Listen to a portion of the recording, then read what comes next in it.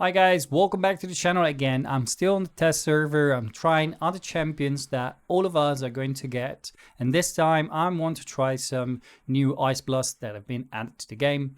One of them is going to be from Pillar or the Fae. I'm not sure because the epic chest box that is visible in there doesn't show what champion is in there, so I can't be sure 100%. But halfway through opening all of this content, well, we're trying to get to the latest floor. When we get to the first rewards, we can get a champions, either one of the two, so it shouldn't be too long. And nevertheless, I wanted to see what they are capable of. And today we're trying in Vortex a couple of comps with the new Ice Blast added, and let me say I've been really surprised. There are two new champions. One is a range hero with an amazing damage potential. Has the aura that I think is wrong, to be honest, at the moment, but it should be saying 24% of it here, probably. I don't think it's going to be 48%, but crit damage is increased by probably 24. And the passive, if the hero possesses ice crystals, after releasing the battle skill, consume 1 stack of ice crystal and release the battle skills again. When possessing 3 or above stacks of ice crystals, skills release will have additional effect. And the effects we're going to see in a minute. Deals 250 attack cold damage to an enemy. Every stack of ice crystal on a hero increase the damage dealt by 10%. Additional effect additionally deals 4% targets max HP cold damage, no more than 200% the hero attack. This is really good and can do a lot of damage. Has a double way of stacking damage on that one, so it's going to be very interesting. Throw ice lance at the enemy and deal 600 cold attack damage to them and the nearby enemy, so it's a 3x3. Also can be used in situation like the Mechatorque we had in season 2. This would have been really good because Ice Blast was doing a lot of damage, but we had to use other champions that were doing a bit less compared to our top rank one. Upon hitting each enemy, the hero has a 30% chance of attaining 1 stack of ice crystal additional effect. The hero gains 15% attack up for 10 seconds, and this is boosting her attack. And her attack alone, to be honest. I've built her with good crit rates. We're close to 100%, not quite there. I'm using the Captain Hook because I want that 50% crit rate, so I can get it basically to 100% crit rate. And the damage set that basically do more damage if we have more crit damage than the adversary. She's gonna do a lot of damage. And the new champion in here is also Roberta, which is a rare. Let me load actually the gear. I should have it over here. And we built her with the Rivatrix route, push the crit rate as much as I could. She's not 100% crit rate, but she's built in the same way. Basically, her passive, obviously, if the hero possesses 1 ice crystal, after releasing battle skill, consume 1 stack of ice crystal and release the battle skill again, like any other champion from the Ice Blast. On the battle skill, shoot 2 projectiles at the enemy, each dealing 150 attack cold damage. The skill ignores 40% of the enemy defense. If the skills consume ice crystals, the projectile will be enhanced and deal 180 attack cold damage. So you have a bit of extra damage over here, consuming the crystals and ignoring 40% of the target defense. On the ultimate, strikes the enemy within range with a big diamond 3 times. So she is also a good candidate for placing the Witch's Remain, each dealing 250 attack cold damage and with a 75% chance of granting 1 stack of ice crystal to the hero, to herself, which is a good chance over here.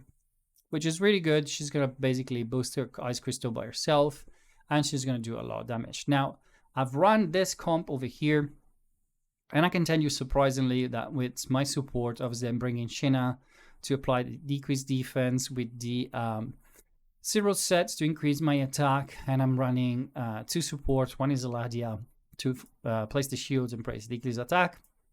And we're using Fenja with the Gatekeeper staff to keep us alive.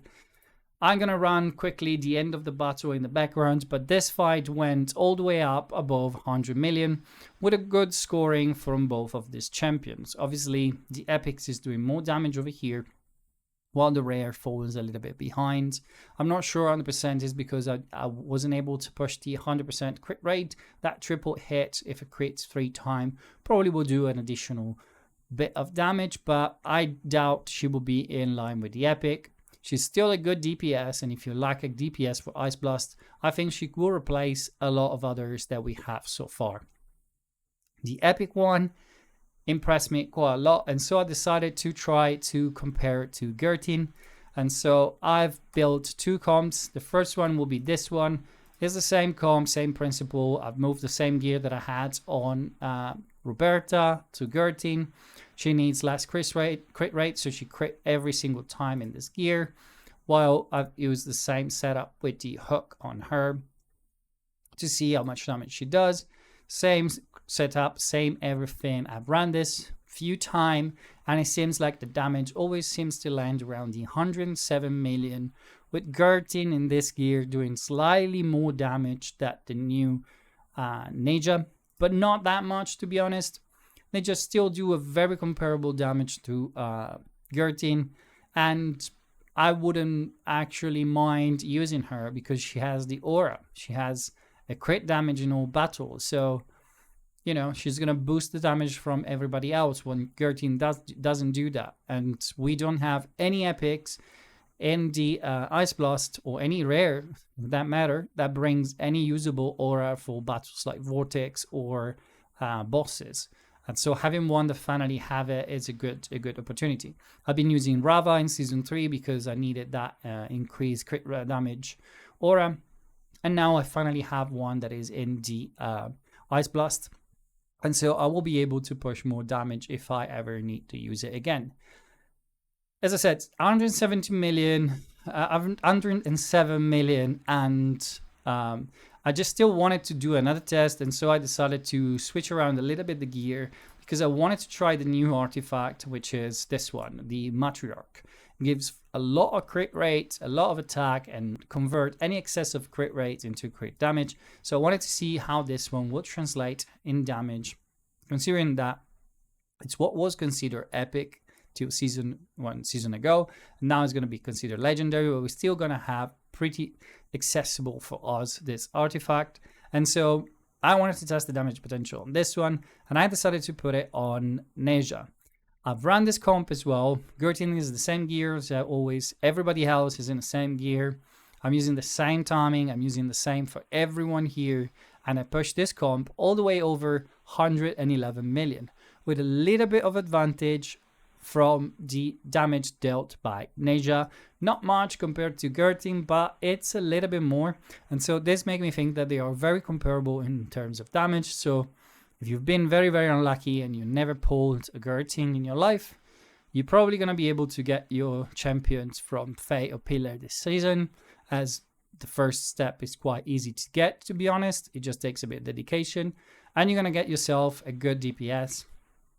Now, when it comes to timing, very quickly, it's all the same for all the comps. I'm going to leave it on the screen right now for a little bit. So if you want to try run it in the future, you might can try something similar. This comp fall off like 4 minutes by the end of the timer. I'm still on stage 2, so I wouldn't rely too much on the results. We're not on stage 4, so you know it's always difficult to compare to what it will be real case use when we get to the stage 4. But nevertheless, the real comparison here is from the damage, and they still all do the same amount of damage.